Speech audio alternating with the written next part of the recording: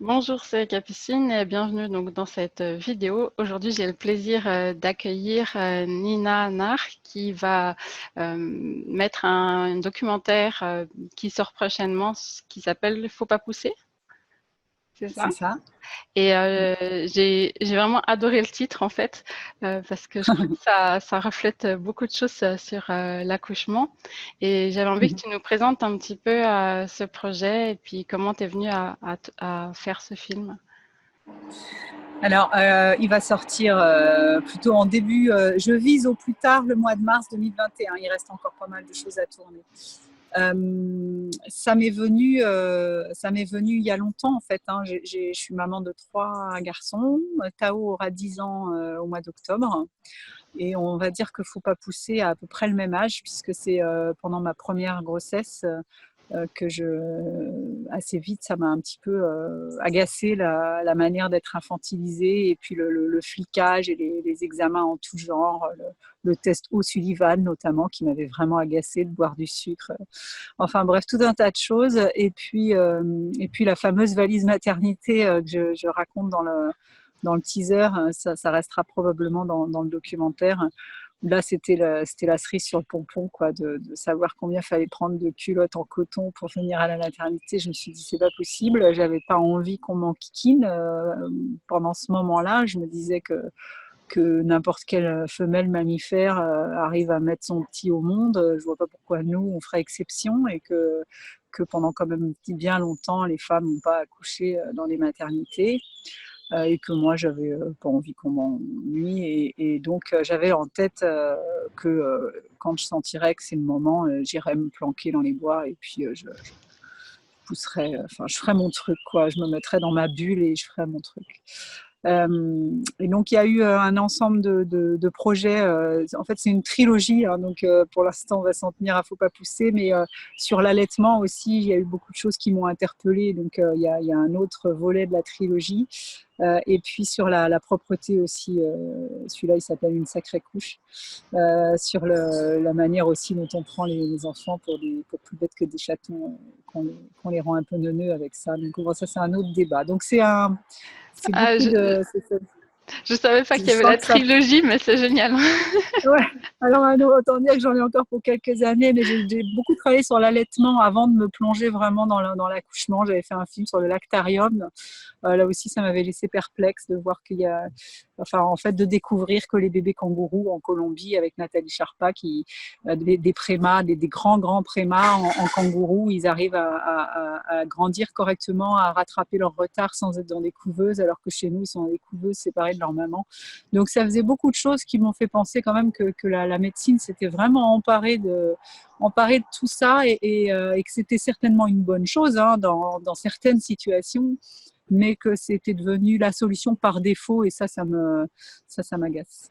Donc, effectivement, pour mon premier, je suis pas allée au fond des bois parce que c'était le 26 octobre. Je suis restée chez moi, mais j'ai pas eu envie de partir. Je suis restée chez moi et j'avais pas à ce moment-là rencontré la sage-femme de mes rêves. Donc du coup là, c'était un ANA comme on dit, hein, un accouchement Oui. non assisté. J'avais une amie doula, on va dire. Elle n'était pas doula, mais elle avait déjà 2 enfants, dont un né à la maison sans sage-femme, puisque sa sage-femme était en déplacement à ce moment-là. Donc j'en ai pas mal autour de moi qui avaient fait ça. Mais avant d'être enceinte, les amis qui avaient accouché chez eux comme ça, je me suis dit, ils sont frappés d'alignement, ceux-là, ça va pas, quoi. Enfin, comme tout le monde, en fait, je me disais, bah, n'importe quoi, d'accoucher chez soi, c'est dangereux d'accoucher, on a besoin qu'on nous dise quoi faire, il faut être allongé les pattes en l'air pour accoucher. Voilà, je me disais ça, moi aussi. Et Ah, puis, une fois enceinte, c'est marrant que tu aies eu ce revirement. Moi, en fait, j'ai une de mes tantes qui avait déjà accouché à domicile pour plusieurs enfants. Donc, pour moi, c'était quelque chose qui était possible et qui existait. Mais ben ouais, alors ça a fait son chemin avant même ma première grossesse, mais mon allergie, parce que là, du coup, c'est ça. Après, mon but, c'est pas de rendre tout le monde allergique à la médicalisation, mais quand même, j'en ai interviewé pas mal, et puis j'en ai encore d'autres à interviewer. Alors là, il faut que j'y aille masquer, ça devient compliqué. Mais ils sont quand même pas à l'aise dans leurs bottes avec la péridurale, avec les positions d'accouchement. Ils essaient de nous faire croire qu'on propose plein de choses aux mamans, que celles qui ont envie d'accoucher sans péridurale, on les accompagne, on leur tient la main, on les encourage. J'ai pas vraiment l'impression que ce soit le cas. Donc, l'objectif du film, c'est pas de j'ai pas envie d'évoquer les violences obstétricales. Ovidie l'a déjà fait. C'est pas mon but, mais plutôt de dire, d'ironiser un peu quand même sur la prise en charge et de faire comprendre que beaucoup de complications sont directement le fruit de la médicalisation. Parce qu'il y a plein de mamans qui disent ah mais oui mais moi si j'avais été chez moi ça aurait été la cata. Ah oui mais toi tu as été déclenché, tu as eu ta péri avec une dilatation à 1, tu as passé 10 heures allongée sur le dos et donc évidemment ça a fini un peu en catastrophe. Mais si on accouche spontanément et qu'on est debout et qu'on danse la salsa jusqu'à 7, il n'y a pas de problème, il descend. Donc, bon. Du coup, ton objectif aussi, c'est de donner confiance aux femmes qu'elles peuvent C'est surtout reprendre du ça. pouvoir. Ouais. Voilà, c'est donner confiance. On sera jamais toutes, enfin toutes les femmes seront pas ok forcément pour s'y coller à la douleur des contractions, qui n'est pas la même pour toutes, mais qui globalement est quelque chose d'assez inconnu. C'est pas neutre, évidemment, mais c'est donner confiance et c'est même plus loin encore, c'est d'inviter au voyage. J'ai vraiment cette métaphore en tête de la traversée de l'océan. Tu peux prendre l'avion, bon, t'es peinard, t'es assis, tu regardes ton smartphone, puis t'arrives, tu sors de l'avion, c'est bien, voilà. Puis il y a le pilote qui a tout fait. Ou de le faire en solo à la voile. Voilà, c'est pas du tout le même voyage. Tout le monde n'est pas forcément branché par la voile, mais c'est pas mal d'y penser, quoi. De se dire que c'est pas obligé de prendre la péri. Pour moi, l'accouchement, c'est un voyage initiatique. Donc, ce sera peut-être, ça parle pas à tout le monde, mais le fait que la douleur s'arrête instantanément quand le bébé arrive, c'est pas neutre en fait dans le lien. C'est la magie quand tu vois, tu l'as vécu toi aussi, la magie quand le bébé arrive et qu'on le regarde et qu'après avoir vécu quelque chose de tellement intense et d'avoir pour ma part quand même souffert pas de la souffrance mais c'est de la douleur. Faut pas confondre la douleur et la souffrance, ça aussi j'y tiens beaucoup. C'est quand même fort, hein. Donc quand ça s'arrête c'est pas désagréable et comme c'est l'image du bébé correspond pile poil à l'arrêt de la souffrance, je pense que sur le lien c'est pas neutre et qu'à l'époque où on vivait dans des cavernes, si on avait mis au monde un bébé comme une poule pond un œuf, il y en aurait peut-être pas mal qu'on aurait laissé au lion, quoi. Donc là, on en a quand même un peu bavé. On va pas le laisser au lion, on va quand même l'emmener, quoi. Donc je pense qu'il y a une fonction, surtout, tu vois, c'est en te parlant que ça me fait réfléchir. On a l'impression que les femelles humaines sont celles qui ont le plus mal. Hein. On a l'impression que l'enfantement, pour nous les femmes, c'est quelque chose de particulièrement douloureux comparé aux autres animaux. Mais on a une autre spécificité, les humains, c'est qu'un petit bébé humain, il est quand même sacrément dépendant de sa petite maman pendant longtemps. Et que donc, il ne faut pas qu'elle le laisse tomber quand il est tout petit. Et donc, il doit y avoir un lien là-dedans. C'est qu'on ne le laisse pas tomber parce qu'on en a quand même un petit peu bavé pour le sortir. Alors qu'une pouliche, enfin un poulain, la poulinière, j'en ai vu beaucoup, des poulains naître, elle souffle un peu, mais on n'a pas l'impression que ce soit aussi intense que pour nous. Mais la différence, c'est qu'un petit poulain, quelques minutes après sa naissance, il est sur ses jambes et 1 heure après, il galope déjà, quoi. Donc, il n'a pas besoin que sa mère lui tienne la main, il la suit de toute façon.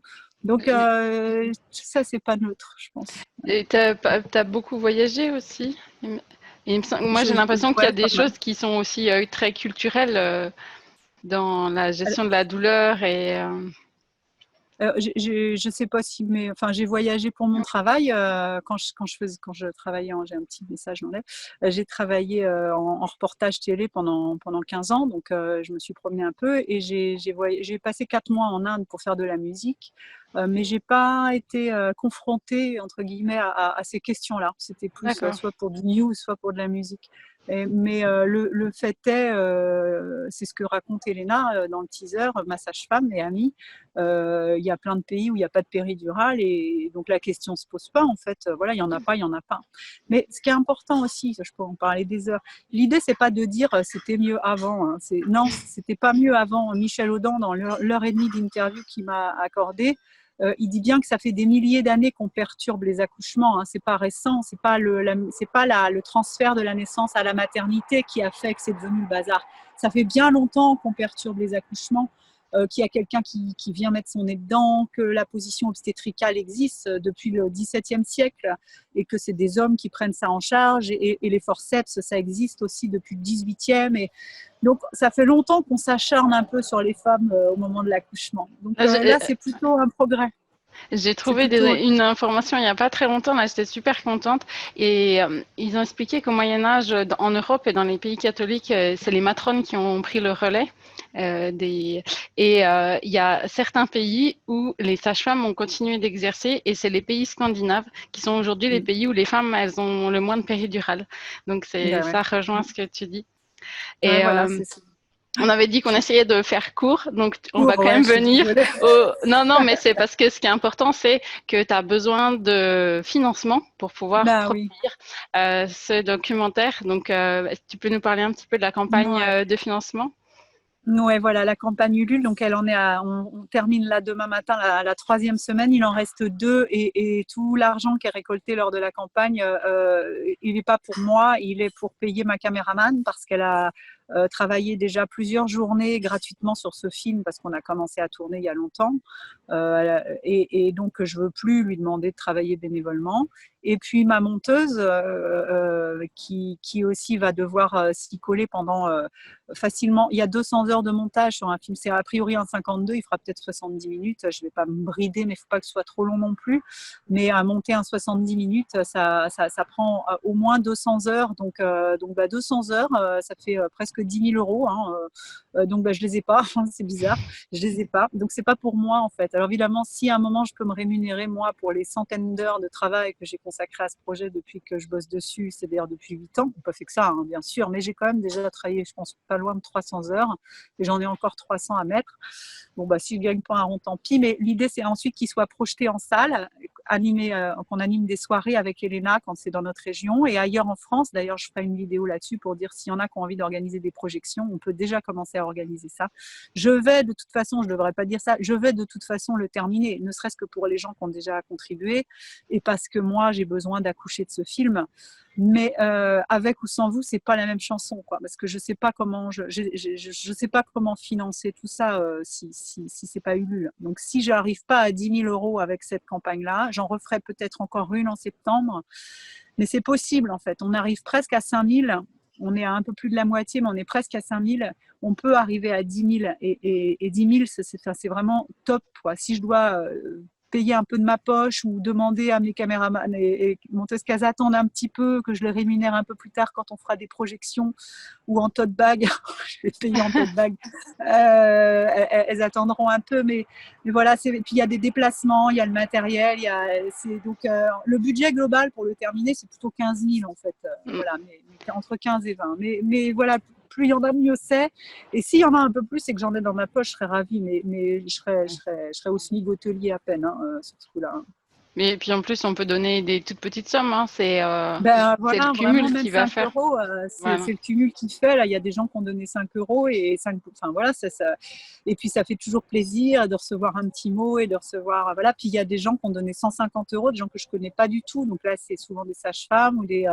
Donc là, ça me fait pousser des ailes, c'est formidable. Je regarde la jauge qui monte, mais encore une fois, c'est pas mon compte en banque qui monte, c'est juste de pouvoir travailler sereinement, quoi, de ne pas être obligé de vendre mes gosses. Je les aime bien quand même, j'ai envie de les garder. Donc voilà, c'est vraiment super important que tout le monde participe.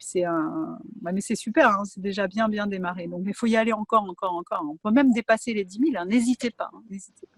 Comme ça, on pourra avoir la suite après sur la lettre. Oui, alors de toute façon, oui, la trilogie, c'est Premier mois avec un S.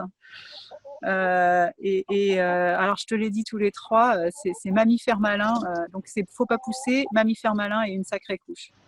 Ah, super. Ouais. Donc, voilà. Eh bien, écoutez, moi, je vous encourage vraiment à participer à cette campagne de financement participatif parce que je crois que plus il y a de femmes qui sont informées et plus il y en a qui vont transmettre aussi toutes ces informations qui sont essentielles pour la naissance et puis donner confiance aux femmes. Donc, voilà, je vous encourage vraiment à participer. Et puis, moi, je vais mettre ma petite pierre aussi à l'édifice.